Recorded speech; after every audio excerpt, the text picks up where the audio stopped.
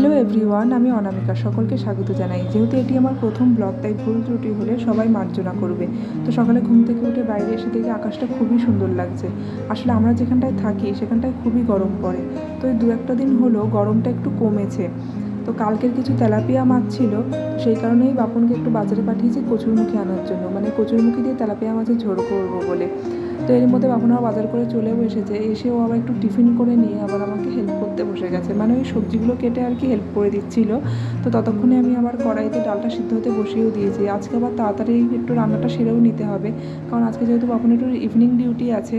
তো আমি আবার কড়াইতে ডালের জন্য ফোড়ন দিয়ে ডালটা করেও নিলাম। এর মধ্যে দেখি আর বাপন নিচ থেকে গ্রোসারি আইটেমগুলো আনতে গেছে, মানে কিছু গ্রোসারি আইটেম অর্ডার দেওয়া ছিল, তো সেইগুলোই নিয়ে এলো।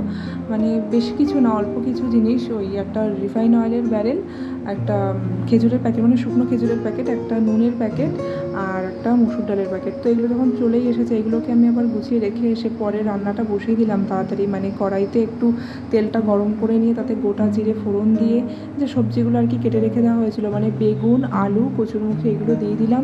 দিয়ে তারপরে বেসিক যে মশলাগুলো থাকে, মানে জিরে গুঁড়ো, হলুদ গুঁড়ো, নুন, আর আদা বাটা, আর লঙ্কাটা আমি চিড়েই দিয়েছিলাম, বেটে দিইনি। দিয়ে এগুলোকে কষিয়ে নিয়ে একটু জল দিয়ে ফুটিয়ে তারপরে ভাজা মাছগুলোতে ঢেলে দিয়ে আমি রেডি করে নিয়েছিলাম কচুরমুখী দিয়ে তেলাপিয়া মাছের ঝোল।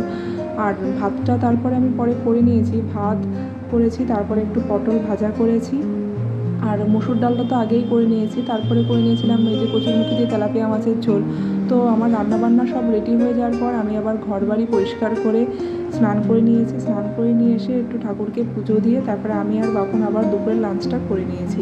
করে নেওয়ার পর বাপন আবার এদিকে রেডি হচ্ছে, ইভিনিং ডিউটি আছে, তো ডিউটিতেও বেরিয়ে যাবে। তো বাপন ডিউটির জন্য বেরিয়েও গেল। তো আজকের ব্লগটা আমার এই পর্যন্তই থাকলো। তো আমার ব্লগটা কেমন লেগেছে অবশ্যই সবাই কমেন্টে জানিও, আর যদি ভালো লেগে থাকে তো একটা লাইক করো। আবার একটা নতুন ব্লগে খুব তাড়াতাড়ি দেখা হচ্ছে।